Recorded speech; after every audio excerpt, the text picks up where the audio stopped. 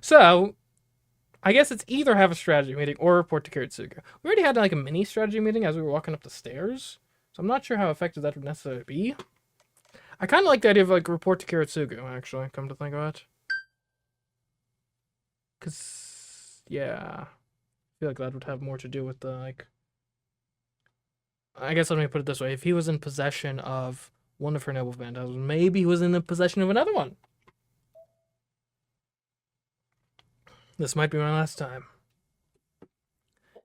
10 years ago, I was the lone survivor of the terrible fire. What, you don't think this plan is gonna work? Okay, fine. We'll go back. We'll go back. That's not how you go back. I don't know how to go. Quick jump. Can we quick jump? No. Yeah, hold on. If we do this, we quick jump to here. Right, it's hour 2 left. Okay, so actually we're gonna have a strategy meeting. We're gonna actually strategize this. Oh, that's right. There's only one thing left to do. We've always done it this way. So we should do the same right to the end.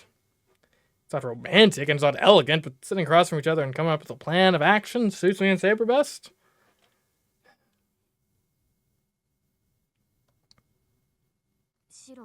Sure, it makes sense to come up with a plan, but is this the place for that? Actually, it has to be here. Let's just go in. I have something in mind.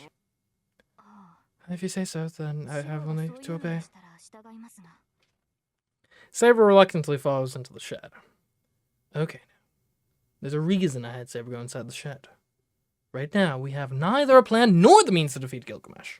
So it goes without saying that we need something extra. So, oh sheesh. Okay, we are going to, well, we could look for a weapon, strengthen Saber, or return the sheath to Saber. Oh, if we return the sheath to Saber, it's gonna make her like way more powerful. So she'll actually okay, yeah. There we go. I should return the sheath to its rightful owner. Because I mean, clearly it wasn't doing much in my hands or body, like anywhere. I don't know if it'll work, but I have to try. But Saber did manage to put her hand into my body to check whether the sheath was there. So it's probably not impossible to extract.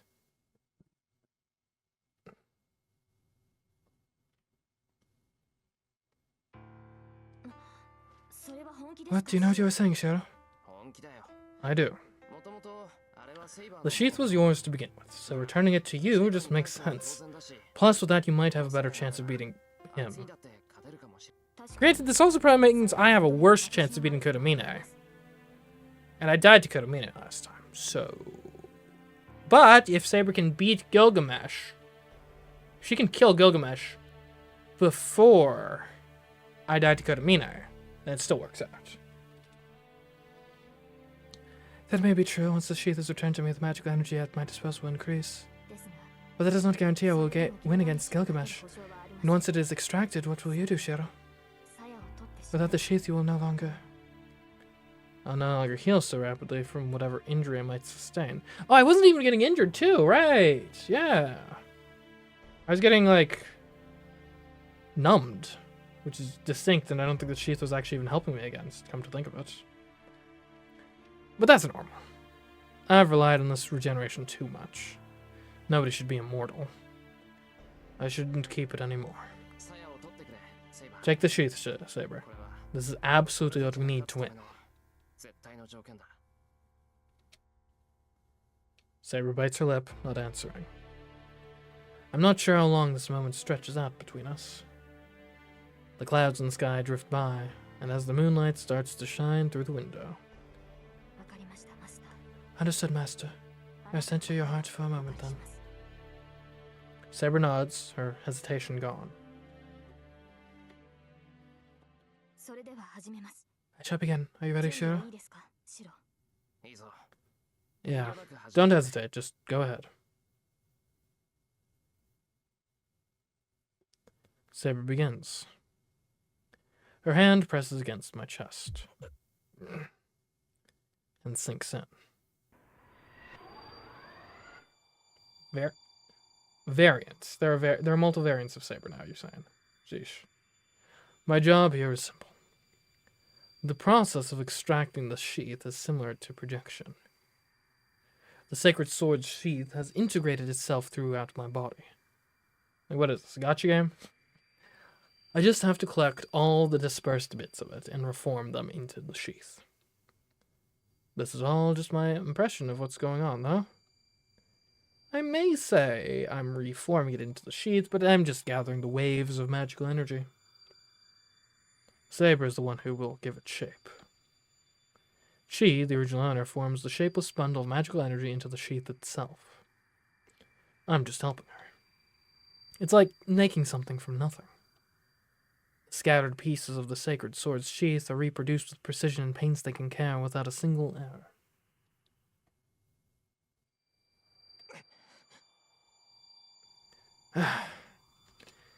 My body grows hot.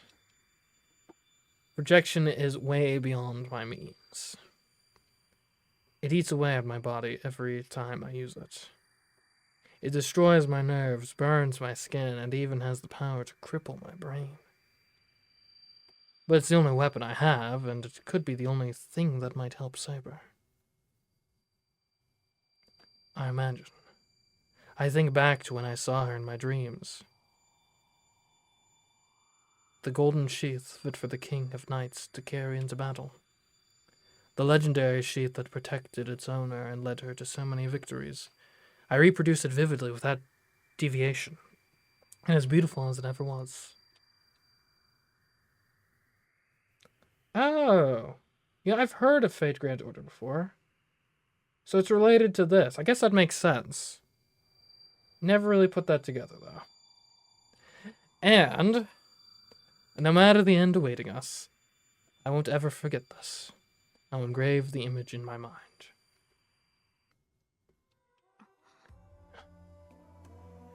I hear Saber's voice. I feel something that was within me for the longest time escaped from my body. This is amazing. This is truly incredible, Shiro. Nobody but you would have been able to reproduce this so perfectly.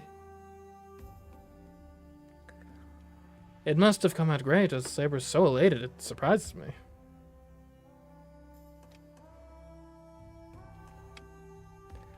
My body is still so searing hot that I just topple face first onto the ground. Ah, Shiro, you're drenched. I'll bring you something to wipe you off right away. Saber hurries back toward the house. As I listen to her footsteps, I take a deep breath.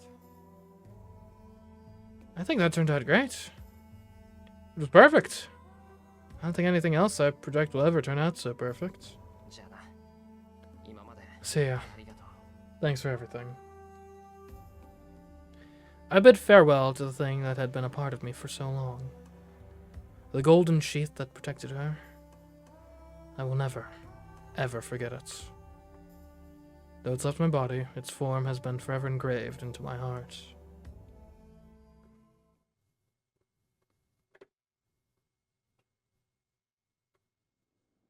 Ooh, different aspect ratio. The moon hangs high in the sky. The clouds have finally cleared, and the black of night is giving way to indigo. It will be dawn soon. The long night is about to end.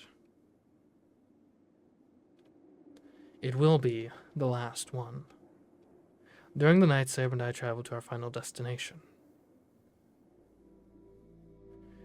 Man, there were a lot more stairs than I was led to believe by video games. Like, I was led to believe the final destination would be way flatter than this. Share this. I hear the tension in Saber's voice. She's not the only one. As I quietly nod, I feel a cold sweat trickling down my neck. The mountain feels like a living thing. Chills run down my spine. Stifling pressure assails me with every step I take. The air is thick and damp. Mana is dense. It feels exactly the same as 10 years ago. I expect that at the very top. The summoning of the Holy Grail has begun. Maybe it's even over by now. Either way, Gilgamesh has probably defeated Lancer. Let's go over it one more time, Saber. Once we reach the top, the only thing left will be the fight. You take care of Gilgamesh, and I'll take care of the Master, Kotomine. Neither of us will get involved in the other's fight. If one of us defeats their opponent, that'll be the end of it. Come to think of it, if our victory condition is... So their victory condition is they have to win both their fights. Our victory condition is we need to win one fight. Wouldn't it make more strategic sense? And granted, maybe Gilgamesh wouldn't allow it, so it's just not feasible. But wouldn't it make more strategic sense for us to have Saber attack Kotomine and me attack Gilgamesh? Because those give us the most lopsided matchups, right? So in that scenario, I think it's basically guaranteed that Kotomine will die. Granted, it's also guaranteed I will die, so wouldn't be thrilled about that plan. But if our only goal is like success here, then sometimes sacrifices must be made. Moot point anyway, though, because like I said, I don't think Gilgamesh would allow that in any case. Anyways, yes. This time I'll concentrate on my own fight. Kotomine is an enemy, you must defeat yourself. Right. Yeah, leave him to me. And Saber, don't let him beat you. Yes, on my own, I will not lose Gem. Not as a servant, but as a rogue spirit, I shall not submit to that king. There's no longer hesitation or worry in her voice. I don't need to say anything else to her. We will head to battle and determine the final master in this war. But if, in the process, if one of us dies, the survivor just has to kill their opponent. Even if I'm defeated, as long as Saber defeats Gilgamesh, Kotomine won't get his hands on the Holy Grail. At the same time, if Saber is defeated, but I defeat Kotomine, Gilgamesh can't stay manifested. So we don't have to cover for each other. This battle is now each of ours alone. And so we climb the stone steps. The closer we get to the temple gates, the denser the air gets. Sweat trickles down my back. An ominous premonition creeps over me. At the top of this stone staircase, our greatest enemies await us. But I don't really care about that. We go up the stairs, closer and closer to the temple gate. Everything will be over. No matter who wins this battle, Saber will disappear. The endless but fleeting days of fighting will finally be over, and Saber will disappear from the world. She'll return to her time where she belongs. And I can't say I don't have any regrets. I'm going to lose Saber. I'm going to lose the person I vowed to protect. The person I most want to be happy. Even now, I don't know just how painful that will be. For now, we're still walking together, and I can feel her presence. I'm not prepared to lose her. Even if I knew a few days before. Even if, from the moment we met, I knew we would eventually part ways. Thinking back, we made so many memories. And what was it, like 2 weeks in the universe, roughly? Because it was like late January, early February, kind of first chapters here. We walked together some nights, fought together some nights. At first, I did everything I could to prevent Saber, a girl, from fighting. She also kicked my ass in the dojo. I also slept in the shed because I was too embarrassed to sleep in a room next to hers. We had lunch together. Saber liked baths, she liked my cooking, liked the clothes Tasaka brought her, and she had incoherent conversations with Fujini. She pushed herself, shouldering all the burdens herself, and finally collapsed, and we explored the depths of our hearts in the ruins. Things took a turn after that. I couldn't stop thinking about Saber. My purpose for fighting changed, and I realized I left her. So if there's any new chatters that are just now joining the stream, this is the perfect time. You're getting a summary of the entire plot up until this point. How can I lose something like that?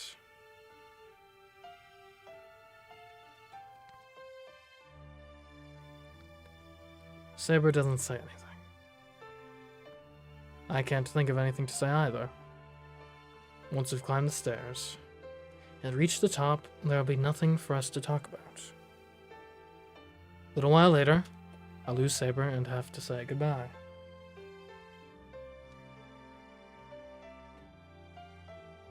But this is the only time we have to say goodbye.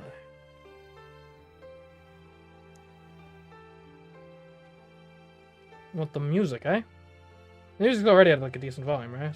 I think. We climb the stairs. If I want to avoid saying goodbye, just have to chatter about insignificant stuff like before. For example, let's go to town when we go home. What should we eat for breakfast tomorrow? Insignificant stuff. I can't even seem to do that, though. Because whatever I say, those could end up being our last words. A clear end. Neither Saber nor I could say a clear goodbye. And now we're at the temple gates. This is my last chance. If we proceed, it'll all be over. But if we go back, maybe I could think of something that would stop me from losing her. Saber. I stop and turn to Saber. She's the same as ever. Her face is composed, but her eyes seem tense, like she's trying to hold something in.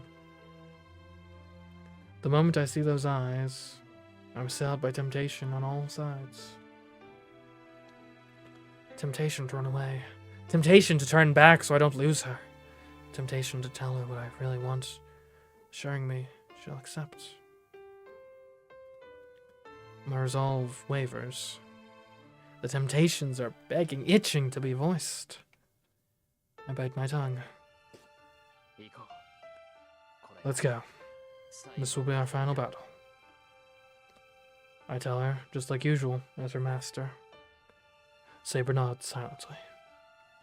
I see the strength in her eyes, full of resolve as they always are. I won't make any requests. The same way she believes in me, I'm going to believe I made the right choice. I cross the threshold of the temple gates. There's no turning back now. I can't say anything. Not that I could say what I really wanted anyway. But I want to at least believe that this frustrated silence managed to convey my feelings. We finish climbing the long stone stairs.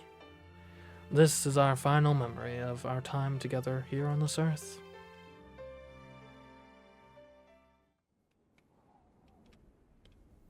The summit is bathed in a crimson glow. Wind whips at my face, seeming to come from that red light somewhere at the rear of the temple grounds. The air is heavy with death. It reminds me of that fire 10 years ago. But it's different. Bound up in the red light, I spy something that looks like it's going to ooze out over the temple itself. It's out past the building. A glistening blackness like mucus spreads over the vivid red. The mud spreads like oil over the clear ground. It oozes over the ground, contaminating it, killing everything it touches. It's like a visible curse. Even a mage like me, still in training as I am, understands that stuff only acts on the human psyche and will only swallow human bodies.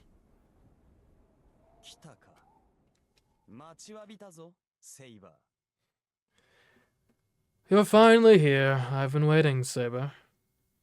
Gilgamesh stands there, haloed by the vivid red glow. He pays no mind to the blood-red glow or the death-shroud blackness.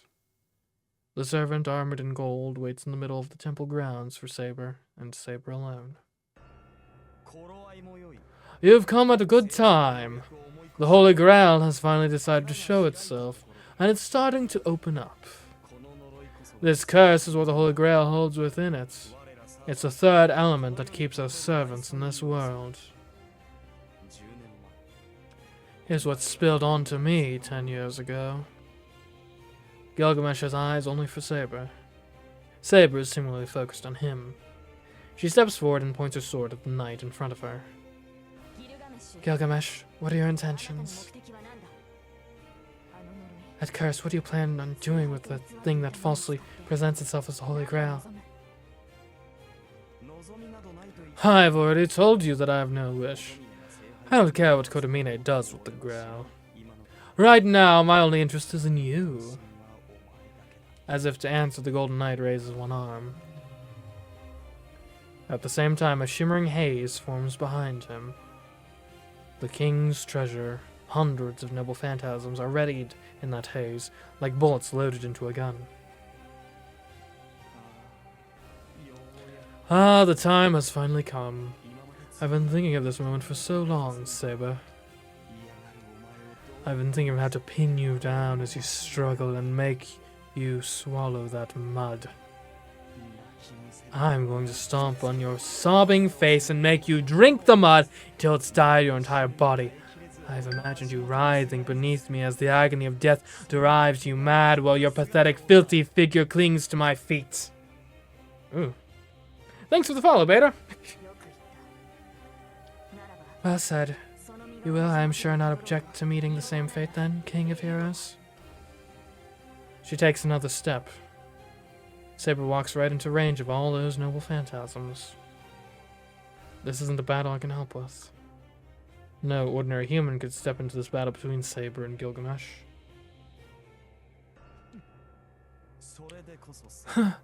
Precisely what I expect of you, Saber.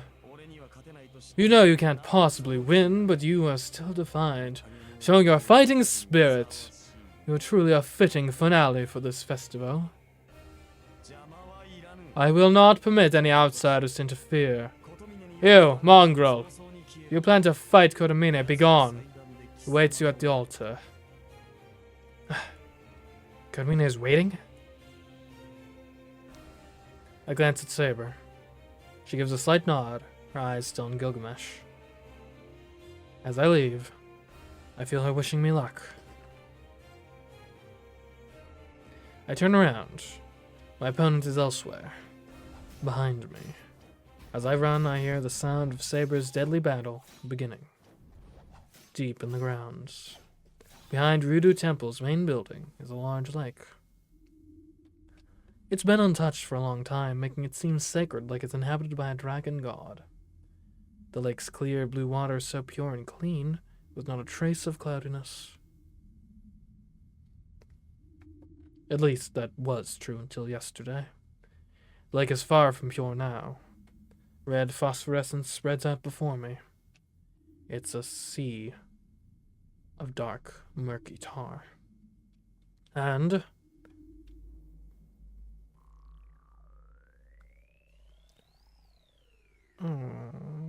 hell yeah. Still makes you sad.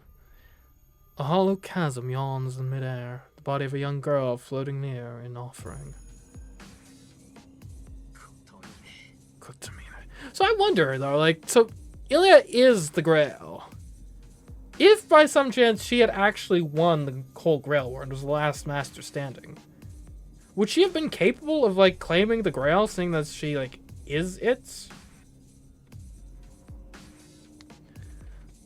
I've been trying to remain calm all this time, but that sight drives me over the edge. I stop and glare at the enemy. Welcome, Shiremiya, the final surviving master. The ends of his lips curl up in a smile as he spreads his arms in greeting. Our final battle will be fought here. This will be the summoning altar in the Holy Grail War.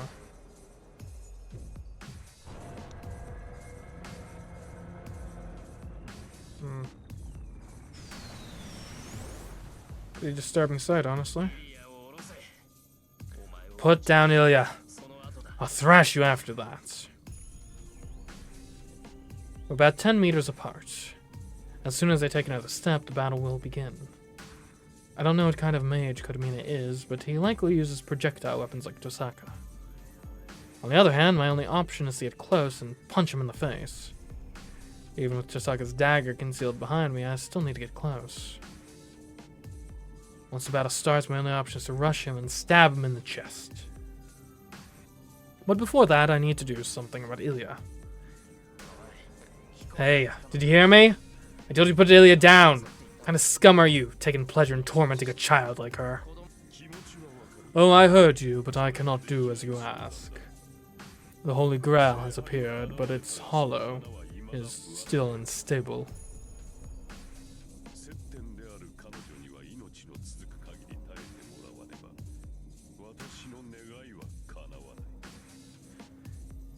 As the point of contact with the Holy Grail, I need her to endure for as long as her life lasts, or else my wish will not be granted.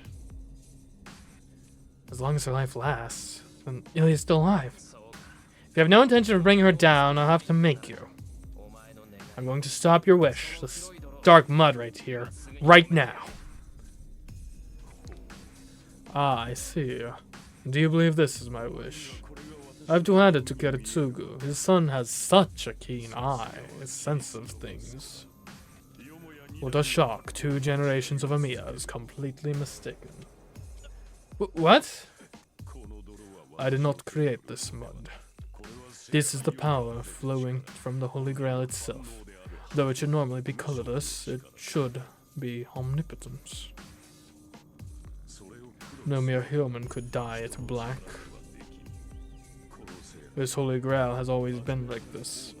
The moment it is opened up, it will pour from the Grail without end, causing an unimaginable catastrophe. This is the Holy Grail's true form. It is filled with all manner of malignancy, with things that curse the world and mankind indiscriminately. No one can control such a thing. Honestly, it sounds less like the Holy Grail, more like Pandora's box, quite frankly. What is he talking about? That's true, he didn't become a master because he had a wish to fulfill, but instead just so he could open this thing? Kotomine, what is your wish? I grind my teeth and glare at him. He smiles wider. For fun, I suppose. It's such a simple answer. What? Is that not clear? Alright, let's take for instance music. Why do you feel pleasure from music, Shiromiya? What the hell? How about books? Why do you think stories draw people in? Why? I've never thought of that sort of thing before. Indeed, there's little call to consider such things. Various forms of entertainment, things that please humans. They're all enjoyable because they were created by humans. Listen, all creation springs from humans, from their own capabilities. That means the most enjoyable, pleasurable things are humans themselves. Humans, particularly in extremis, are the greatest source of entertainment. By comparison, entertainment humans create is but a pale shadow. Oh yes, music and stories, love, hate, trust, betrayal, morality, immorality, illusion and truth. These are no more than impurities. Such things are second-rate as entertainment goes, hardly worthy of consideration. I want humans themselves to be my entertainment. None of the rest interests me. And thus, such excess and extravagance must be trimmed away. You are familiar with the notion of one's life flashing before one's eyes, yes? It is precisely that. The only moment a human has any value is when they are on the very brink of death. All their lives are spent building up momentum until they finally jump and reach for the skies. In that moment they are dazzling. It is that moment I desire most. That is what you have always sought.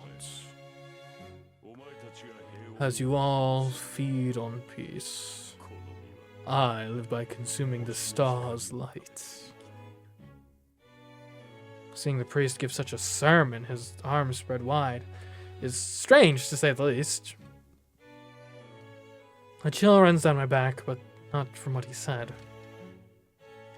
Seeing him like that talk about human beings and seeming somehow scared is what's giving me chills. So you're saying... Yes, the fire 10 years ago. Not bad, a little small in scale, but it still gave me a rush of exhilaration I have never before experienced. And so that is all I seek. The kind of hell that causes souls to burst, allowing humans to shine their brightest. Do you not want to bear witness to such a glorious sight, Shiromia? What do you think? Do you not agree that the dying, agonized shrieks of humans wallowing in their regret fill your breast with the most indescribable pleasure? You. Bullshit. That day. How could he ever describe the hell of that day like that? So you'll finally understand. Warped though it may be, there is no one in this world who loves humans more than I. And so, there's no one more worthy of the Holy Grail than I. The priest smiles, pleased with himself. Is he saying that he thinks all those people dying helplessly was a wonderful, beautiful thing? Oh, I understand all that. I focus on my feet. Every muscle in my legs tense, ready to break into a sprint. I understand that you deserve to die! I surge forward as fast as I can. He's a little less than 10 meters away. If I just head straight at him, I can... I throw myself sideways. I just kill him, but my instincts kick in, saving me from death. I go tumbling across the ground, scrambling to look up. It was... I glance back at where I'd just been running. The ground is on fire. The dark mud spreading over the lake is steaming. It's like a dark carpet. The mud coils and lunges at me, snapping like a whip. It leaves a searing welt on the ground. I should have mentioned that you are already well within my reach. Moreover, this stuff is extraordinarily responsive to the presence of living things. Dart around all you like. But if you are not careful as you do so, you will die. I leap out of the way of the black mud as it strikes at me once again. Hell with darting around blindly. This bastard's intent on killing me. God, you damn fake priest! I reposition myself, keeping an eye on the lake. I'm no closer to Kotomine. Looks like he's gonna keep me 10 meters away. That muddy tentacle seems to be able to stretch endlessly. It follows no matter how far I retreat. It's not the only one. Oh, you ready to face me? Good, I'm pleased. Had you just walked away, I would have had no way to kill you. But if you desire to fight, I have no issue. I am, after all, a humble servant of God, and could never kill when seeking salvation or aid. I think right now I'd like to point out, so this guy's like Tosaka's guardian. It's a miracle she turned out as well adjusted as she is, quite frankly. Do you even hear yourself? I don't think that quite fits for a guy who has no problem attacking someone while their back's turned. He's probably remembering what happened with Lancer when I say that. Kotomine laughs as if impressed. Ah, yes. I got rather fed up with you at that point. We didn't put this off any longer. To be honest, Shiremiya, I had hopes for you. When night Rin brought you to the church, I even felt the hand of fate at work. Perhaps even the...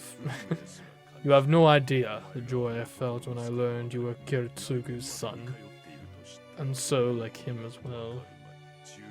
10 years ago, I didn't get my wish. I never expected a chance to get my revenge on Kiritsugu like this. The tentacle twists toward me. It looms over the lake, its sickle-shaped head like a dark serpent's. I bite my lip. I'm in the worst possible situation here. More and more tentacles emerge from the lake. I'm not sure how much longer I can even survive, to say nothing of getting near Kotomine. You obviously have no chance of winning. The gap in our experience is considerable. Unless you have some major factor which can multiply your experience, that difference will not be easy to overcome. The priest raises his hands. He stares at the heavens like a conductor leading an orchestra.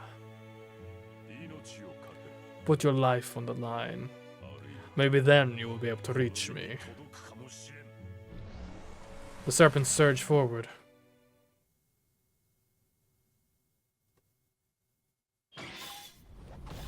Oh. Meanwhile, oh my goodness! That is so many weapons! Sparks fly in all directions. The Golden Knight steps back, evading a series of savage attacks executed with astonishing skill. She must have seen it as an opening.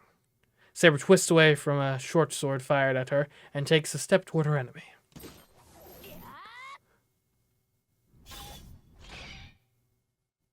Her shout tears through space. Her sword strikes like a comet.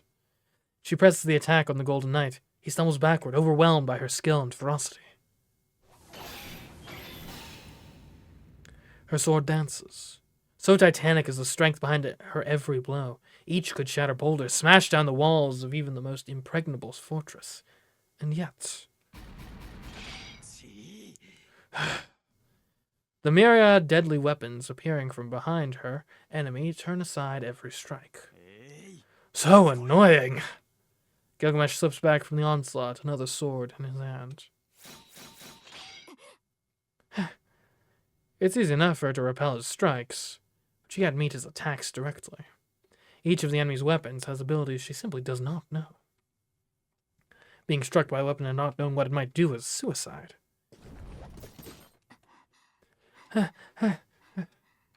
Saber steps away from her cornered enemy to compose herself. Gilgamesh, on the other hand, is not at all troubled and picks himself up. You are nothing if not persistent, woman. Can you not see how futile this all is? Gilgamesh shows no sign of fatigue. To him, this battle is merely a bit of entertainment. He can't very well feel nervous or tired when he knows with perfect certainty that he will win.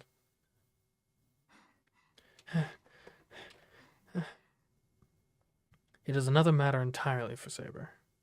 She knows that her only shot at victory is now, before our enemy starts taking this seriously. She needs to defeat Gilgamesh before he can use air, or she will lose. And so, even knowing that it may be impossible, she does not relent in her onslaught, giving no thought to her own stamina. This isn't the first time she's cornered her enemy, or the second, but she's never been able to break through his wall of noble phantasms. Do you intend to keep going? It is all fine and good to be loyal to your lord, but surely even that has its limits. Kotomine must have killed the mongrel by now. You have no reason to keep fighting. My master is still alive. She will not fall to a master like that man. It's only a matter of time. You do not know the true nature of the Holy Grail. Even I have trouble handling that thing. The boy won't last a minute against it.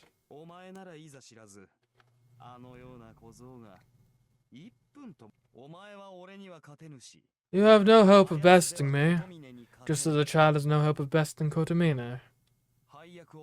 You have mistaken your roles. Were it you facing the Holy Grail now, the battle would have been yours. Dang it, Gilgamesh is saying that my strategy actually would have been right. There is no amusement in the Golden Knight's eyes. He's serious. But that's wrong. To Saber, the choice itself was a mistake. Nonsense, this was the correct choice.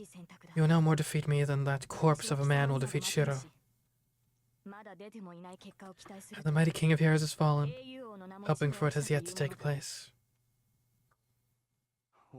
Oh, so you still have strength enough for such impudence, do you? The air on Gilgamesh twists and distorts. More and more noble phantasms here behind you. Come on, surely he can't be an infinite supply, right? Come on, man. Here he comes. She adjusts her grip on her sacred sword. In truth, there is a way. There's only one way to defeat that Golden Knight. in order to do so. For a plan to succeed, certain conditions must be met. Even if she takes out air, he'll still be able to defend against her attack if he has any energy left. She would also have to take his attack head on, again, to be sure whether it's even possible to defeat. Take another strike from A? That is preposterous. Even with my strength returned, I could not possibly survive that attack. But there is no other way to win. It is just a matter of how to spin that thin thread of hope into real victory. Normally, her intuition would show her the best route. She would act in accordance with what she sees. But that intuition is no help now. Perhaps her chances for victory are so slim that her intuition cannot show her the path. But she still has to fight. She has to keep fighting. For Shiro, who surrendered his own defense by returning the sheath to her, she cannot let this man defeat her. It appears that to convince you, I must confront you with absolute defeat. Even more weapons appear behind Gilgamesh. Every single one aims towards Saber, moving without Gilgamesh even touching them. Before, only the hilts were visible, but now the blades emerge, awaiting their master's command. This is the way knights should fight. Gilgamesh was never a swordsman. His many noble phantasms are deployed within time and space and become bullets under their master's command. This is why he is an archer. He is the strongest in that regard. Dodge these if you can. If you're lucky, they'll only impale your limbs. Ooh. With a single command, a rain of swords descends on her with godlike speed. Each of them possess its own special fatal power.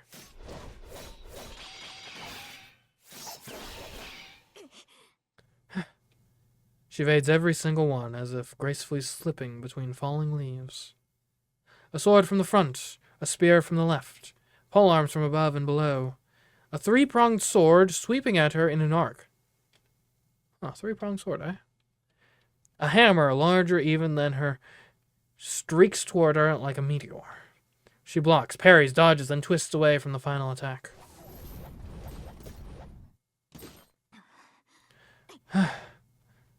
Saber's breathing is labored, and she struggles to regain her ground after being put on the back foot. At that moment, she sees something behind her enemy. Behind Gilgamesh. 47 noble phantasms are already deployed, all at the ready.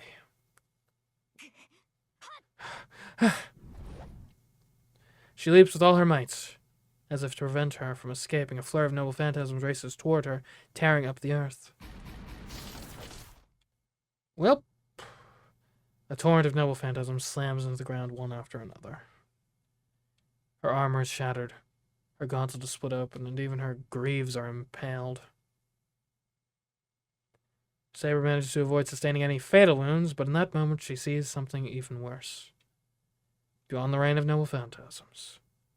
As if to finish off his exhausted prey, the King of Heroes draws his favorite sword.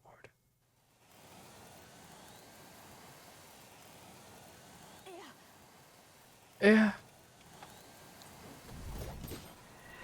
Saber lets gravity carry her back to the ground. She lands hard and immediately pours magical energy into her sword. She isn't sure she can make it in time. The wind howls. The blade of light emerges as she raises her sword without waiting for the wind to finish unraveling.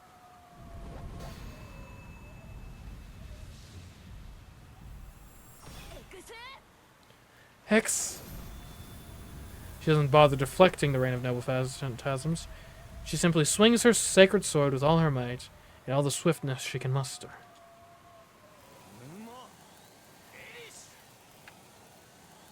She's too late. Gilgamesh sweeps his other noble phantasms aside and swings the air.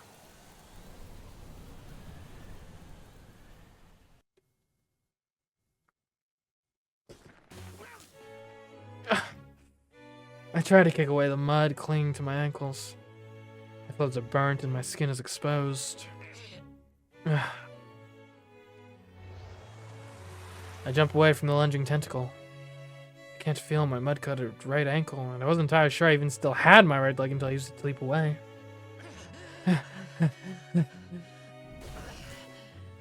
I check my body while I roll. Ankle, okay, yeah, it's still there. I just can't feel it. It's more or less intact. I can still probably run. I jump in another direction to avoid the mud's relentless attacks. Beside me, I hear a splash.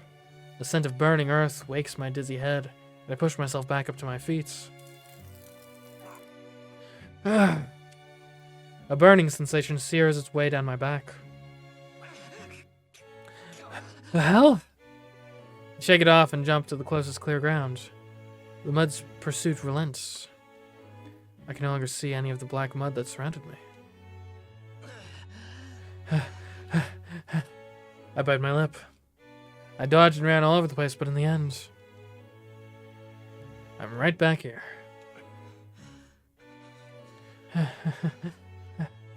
I calm my breathing and look up at him, to at least show he hasn't broken my spirit. Kodamine has not moved at all. He just watched me running around. No matter how many deep breaths I take, my heart won't stop pounding. It's warning me that it's at its limit. It needs rest. My heart is ready to burst. If I don't rest, that's how rapidly it's thumping in my chest. It's all but jumping out of my mouth at this point. I can't do anything. I can't get near Kodamine. I can't stop that black mud. There's not enough time for me to hold back. Without using projection, it's my only hope. There's no way forward. I just have to project Saber's sword again. It should be able to cut through that black mud and give me a chance to rush Kodamine. Is that all? If you've given up, say so. The moment he speaks. A tidal wave of mud crashes over me. I look up just in time to dodge. The mud itself isn't bad. It's slow compared to Saber's strikes when we sparred, and it doesn't change direction, so it's easy to dodge. But that only applies when there's just one tentacle. I can't handle multiple attacks at once, or those that strike from behind as soon as I've dodged another. As a result, I can only move around, and still mud slowly covers me. This doesn't seem to be going much better. Get away! There's no time to rest. I'm not going to be able to use my projection. Projection requires me to form an image of a weapon from the very beginning, so I need at least a full minute of concentration. If I give Kodamine an opening like that, the only thing left of me will be smoking bones. Everywhere the mud touches me, I go numb. At least it's not painful, but if that mud covers my entire body, I might not even know whether I'm dead or alive. If that happens, I'm a goner. I'd melt away, bones and all. I can only run. I know it's only a matter of time until I run out of steam, but I have to keep running for now. I have no chance of reaching Kodamine while all I'm doing is avoiding the mud. The mud pours like a waterfall behind him, so trying to that way isn't an option either. If I'm going to have any chance of getting near him, I have to do something about this mud. Ow! Ugh. I can't believe it. I picked now of all times to trip?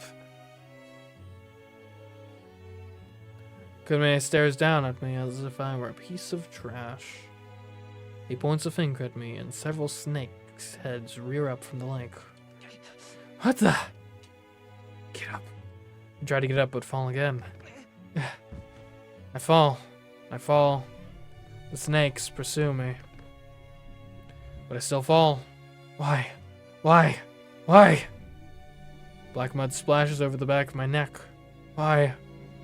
Now that I look closer, the bird's leg is entirely black.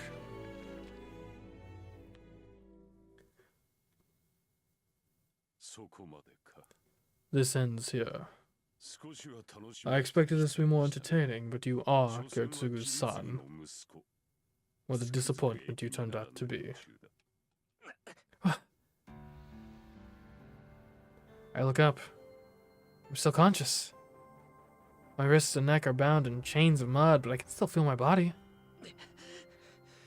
Why don't you finish me off? Soon, but that would be in poor taste. You are Kitsugu's shadow, so the debt he owes me from 10 years ago will be repaid with your death. My skin burns when the mud touches it. It feels like acid is seeping from my pores. I grit my teeth, trying to endure the pain, and check my right leg. It's completely black. I can't feel it, and it won't move. I need to either get this mud out of me, or pour magical energy through the affected areas to push out the coagulated blood. Either way, the moment I try to move my right leg, I'll probably tear off every muscle in it. Fine. I don't care, but why do you hate Kiritsugu so much? Did him destroying the Holy Grail get you that much? Oh, it is nothing serious. My hatred stems from our kinship. Everything he did struck a nerve. It's not unlike your feelings of disgust for me. What? Cut the crap! Don't you dare say that Kiritsugu you are similar. I see. So saying that would enrage you, yes. He was such a virtuous man, letting someone like me go. Even after I caused that great fire, he only bothered to defeat me, not kill me. A bit of a mistake in retrospect. And now you know what a mistake that was. If only Kiritsugu had killed me, those orphans would be living peaceful lives as we speak. You! You know there's no retort to that. I find it unpalatable as well, though. As ruthless a mage as him showing compassion and helping his enemy, I find it offensive. Story again. Saber told me before that Kiritsugu was a first-class mage and he would do anything to accomplish his goals. But that was not his mistake. His mistake was thinking that the war would end with the destruction of the Holy Grail. He never told you anything because in his foolish optimism he believed the Holy Grail war had ended, and his life came to an end as the curse ate away at him. What a fool he was. He cursed himself and let me go, then died only a few years later. He believed he accomplished something. He believed he ended the Holy Grail war. Deluded fool. Why, you! Hold on. Does that mean Kiritsugu died because of Kotomine? What's the peaceful face he had on the night of his death mean? Oh yes. Let me ask you one last thing rather. Tell me of Kiritsugu's final moments. Did he pass on something to you, his son? Did he croak satisfactorily? The utter cretin. He accomplished nothing at all, and simply put all the responsibility on you. I bet his death was absolutely comical. Shut the fuck up! I kick at the ground. I force my leg to move, flooding it with magical energy. Ugh. Muscles tear, but I ignore it as I lunge forward on all fours like a wild animal. Good. There's the ferocity I expected. Kotomine holds his hand over the waterfall behind him. I don't know what he's thinking. That cascade of mud is a curse so dense it can be seen. It would be fair to call it a mass of magical energy meant only to destroy people. There's no room to modify it to change its shape. Anyone who touches that mud will be contaminated by its potent curse and then dissolves if the stuff were digesting them. Which means the pain and fear felt in those dying moments lingers as magical energy, becoming the next curse to seek out the living. Whoever touches that stuff will die. Any who touch it will die unless they can get the mud out of themselves. Even so, the priest sticks his hand into the waterfall, smiling. It's time for your reward. You shall die in the same manner as Kiritsugu. He fills his hand with darkness. I know instinctively that this will be different than before. A flash of light illuminates the world. The moment I realize it's the light of Saber's noble phantasm.